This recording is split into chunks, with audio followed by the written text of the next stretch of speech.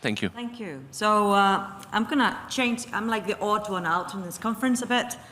So, and I thought I was going to talk to you about neuronal activity, how it regulates myelin plasticity and regeneration. But given that this is a short talk, I decided to focus it mainly on just myelin plasticity.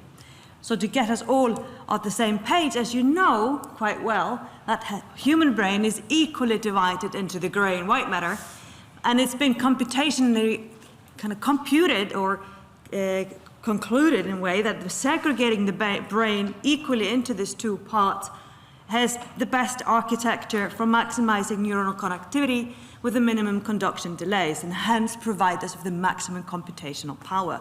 Yet, and this is true also for this conference, we are mainly focused on the gray matter, its thinning, as that is in fact the computational part of a brain where the neuronal cell bodies lie. And then you have the white matter that connects information between brain regions, and in there we mainly have the oligodendrocyte that wraps their membrane around the axon in the central nervous system, producing this thick, compact myelin sheath seen here in black. This effectively lowers the capacitance of the axon, and that allows the signals between neurons, or action potentials down the neuron, go much faster, essential for us to see, hear, and think. Well, I also want to highlight that myelin may do something more than just increasing speed. So we know from the neuroscience basic, like if you fire together, you wire together, and now if you have the blue and the red neuron firing at the same time, due to distance, the signals do not arrive at the yellow neuron at the same time, so that will not elicit action potentials. You can overcome this problem many ways. One way is to differentially myelinate these axons to synchronize and regulate the speed in order them arriving at the same time to the yellow neuron to elicit action potentials. The importance of myelin becomes very clear in disorders when oligodendrocytes or myelin is damaged, as it causes the reduction of the speed of the action potential, or it stops altogether, causing both mental and physical disability. And this is known to happen in multiple neurological conditions. What best well known, perhaps, is in multiple sclerosis. Well, we also know what happens in human brains in MS, people with MS, is that myelin can get regenerated. And once myelin is regenerated, function is restored. And the reason why the myelin can get regenerated in the adult brain is because we still have oligodendrocyte precursor cells, or these stem cells in our brain that during development and throughout life in a multi-step process differentiate into this myelinating oligodendrocyte. Now, so I'm going to go back into a little bit development of myelin, or so-called myelination. This was early studied way on in the 19th century, that when they had dyes that could easily label for myelin because it's more fat, it takes up this dark colored dye here is myelin. So myelin comes really late in neurodevelopment, appears about birth, then in the first few months of life, the brain gets quite effectively myelinated quite rapidly, but then it continues to myelinate, accumulate more myelin until then the adult. And even if you look further and you look in the cortex, and myelination within the cortex or within the gray matter, you can see with age that a person who is 60 years old has much more myelin than a person in the 30s. Now, of course, these are cross-sectional studies of post-mortem people done in the 19th century, so we don't know if the person who was 60-year-old just had a better life than the person who died in their 30s. More MRI data have found the similar findings, and we also did the same with mice, keeping them in the same environment, giving them the same food, and in fact we see this increase in myelination in the cortex also in mice. Now, intrigued by this, and perhaps by the luck of repetitive lockdowns in the UK, we went over the literature and we started to look at what do we know about myelination in the human. So we went through the histological data from the 19th and the 20th centuries, the myelin literature, the MRI data coming out in the recent years, and the single-cell RNA sequencing data, like from the Allen Institute, from humans, to looking at signatures from myelin genes. And we contributed this together in a more kind of simplistic diagram of myelination throughout life, focusing on what we think is really happening, extrapolating from this cumulatively from this data. What is clear is that myelination does not appear until just around birth, and then you have this rapid change of myelin early on. Until then we enter childhood, the brain of course continues to myelinate, but not with the same rate. Whereas then again, there's another quite dramatic change of rate. This is more concentrated of forebrain, and the anterior part of the forebrain, where you get some significant changes in the rates of myelin during adolescence, and then myelination continues right through our adult lives until about 60, say, just to put a time on it. It is very variable between studies, so we can say between 40 and 65. We put 60 because we don't want it to be so early.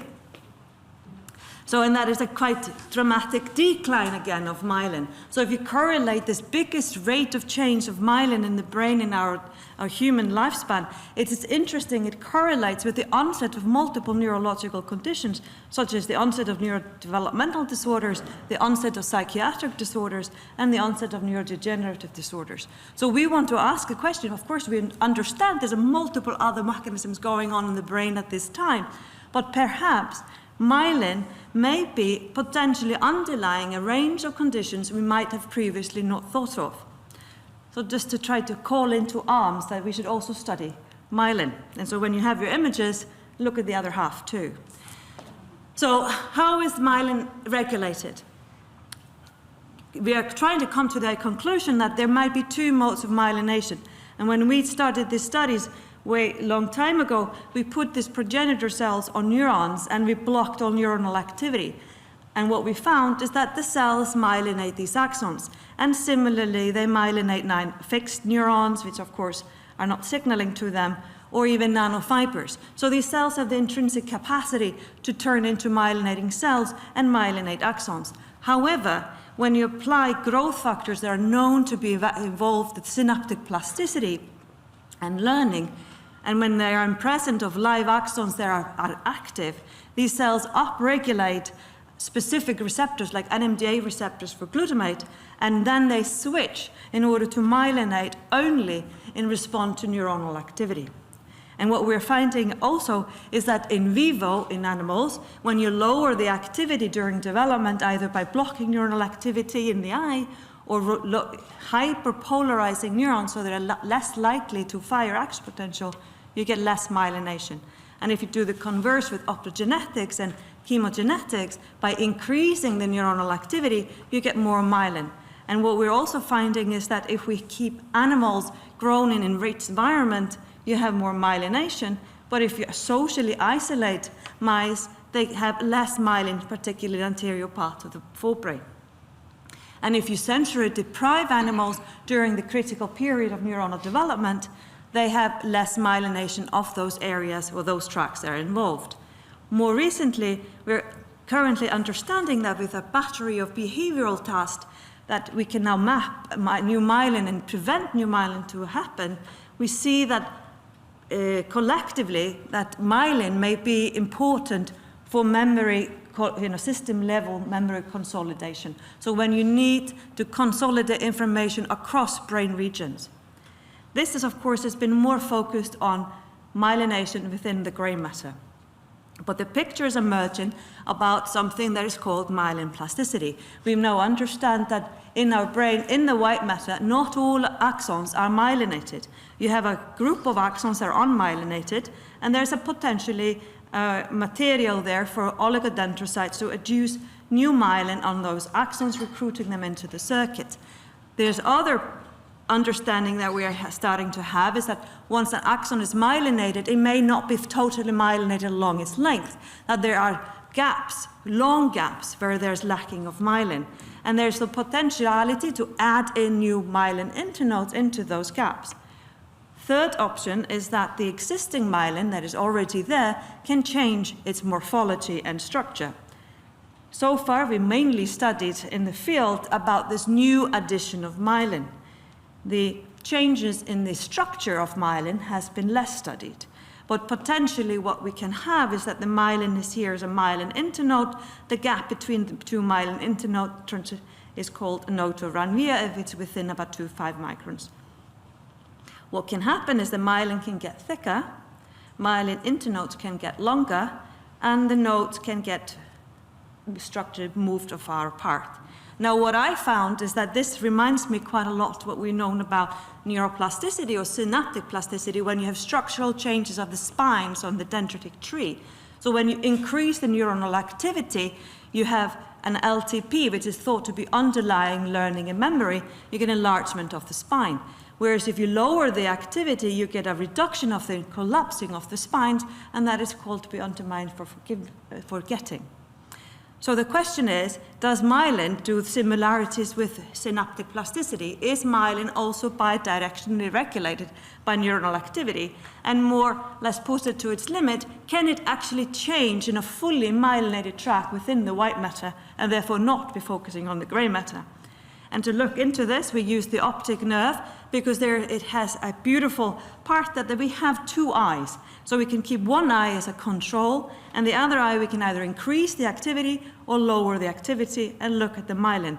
Secondly, the optic nerve is one of the few white matter tracts in the brain in rodents that is fully myelinated, and is fully myelinated by P70. What we use the DREAD system, or the designer receptor exclusively activated with designer drugs or chemogenetics, where we can use a modified human muscarinic receptor that signals to GQ. So in the presence of clozapine or CNO, it increases the activity by depolarizing the neuron, so we have an increased activity.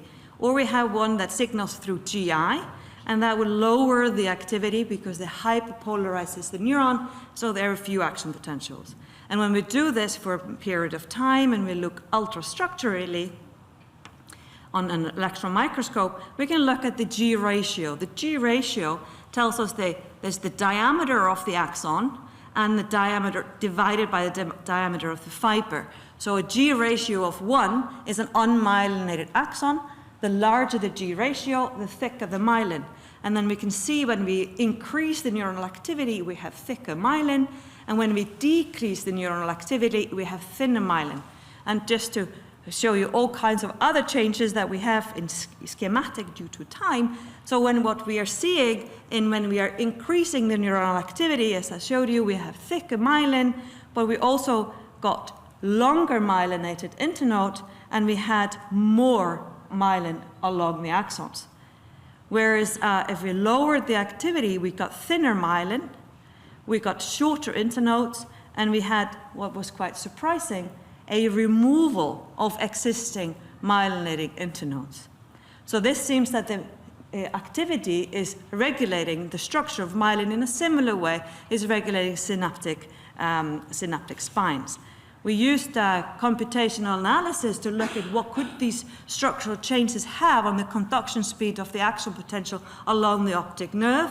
And we find if we increased the activity and we got the structural changes involved, that would increase the speed or the conduction speed, whereas if we reduce the activity, we reduce the conduction speed. Now this is computational analysis. Does it actually have any functional effect in vivo? So we went and collaborated with Keith Martin and Bang Bui in University of Melbourne. They have an excellent long-term measurement of visual evoked potentials in rodents. So what we do is we treat the animals and we look at altering the activity for a period of 8 weeks. We stimulate with a light and we record the time it takes to travel from the eye to the visual cortex, where we have extracellular recording electrodes. So that's the speed. We take the latency to the first peak. When we have in our control animals expressing GFP, either being given clozapine or not, or that the conduction speed is pretty stable for a whole period of 2 months. When we change the activity in the optic nerve, and when we measure, we are not having them in presence of clozapine. They're off clozapine for a few days, so that is not having a contributing effect. We see that the activity or the latency has been reduced by 9 milliseconds, so it's faster by 9 milliseconds to arrive the signal to the visual cortex, whereas when you have reduced the activity and altered the myelin, you have increased the time for it to arrive to the visual cortex. Now, this millisecond timescale may seem little. Just to put it into context, visual evoked potential are used in clinical trials for myelin regeneration in people with MS. And what is considered to be functionally significant effect is 3 milliseconds. So it's well within what is considered clinically to have a functional relevance. So, and to conclude, we can say that myelin plasticity is happening. It is bidirectionally regulated by neuronal activity, and it can occur both in the white and gray matter.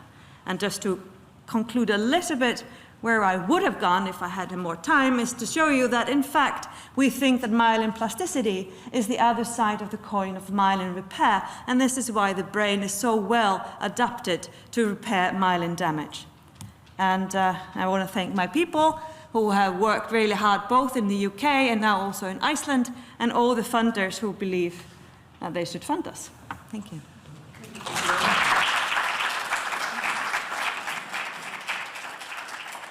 Excellent talk. Thank you very much. Again, we have time for 1 or 2 questions, maybe. Okay, so regional specificity of the myelination over the lifespan. Can you say something about that? Well, it is so we are really looking into this right now.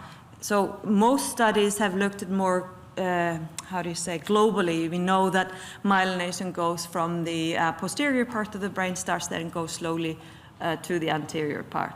But our studies now, because we can look into, with our transgenic models, we can start to look where new myelination is happening.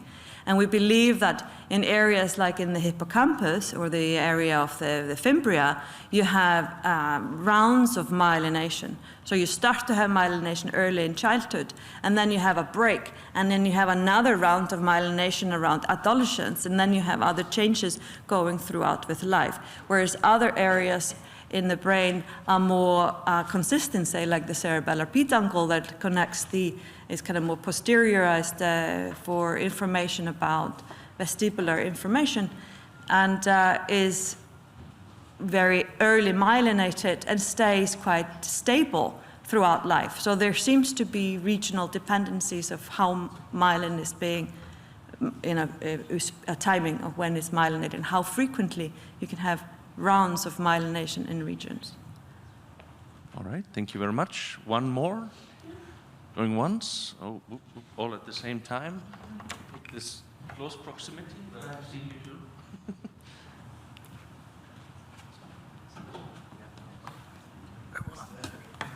Thank you very much. As a clinician, I was interested in your data on clozapine. Am I correct that clozapine was banned in Europe due to granulocytosis? That's correct. So clozapine, if it's used at high concentration, it activates multiple neuromodulators. What we are using, I didn't show all that data, we did extensive dose response curves for CNO and clozapine. So CNO is supposed to be the designer drug that's supposed to specifically activate these human modified muscarinic receptors.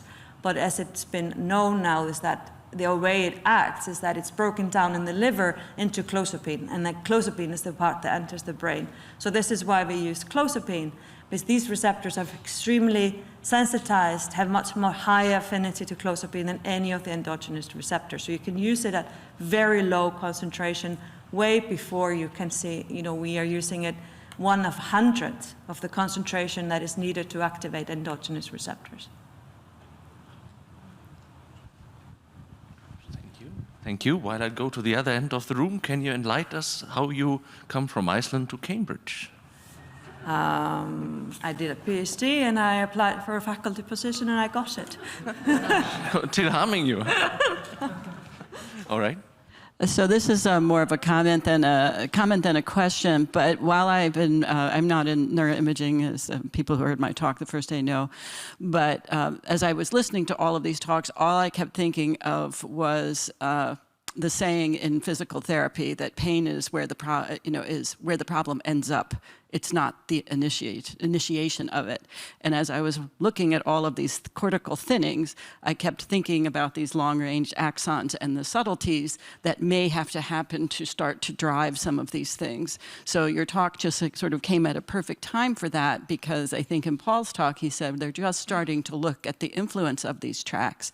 But I've always felt that in a lot of these diseases like schizophrenia and what have you, people have been going in looking at the structure of the brain and not seeing anything. But you figure just to be able to get up, walk, and do most of life, your brain has to be pretty much okay. Yeah. And so these effects are going to be subtle, and they're going to operate on scales that perhaps we cannot see. So I just thought that your talk was particularly interesting and well placed in this conference. So thank you. Thank you for that. We are very much, this is music to my ears, but we are looking into data, and we are doing this here in Iceland, is exactly looking at what is the effect of a white matter, focal white matter damage, which doesn't affect the neurons. What effect does it have on the neuronal circuit function? And I think in many cases, a small white matter dysfunction can have a large range consequences for circuit function.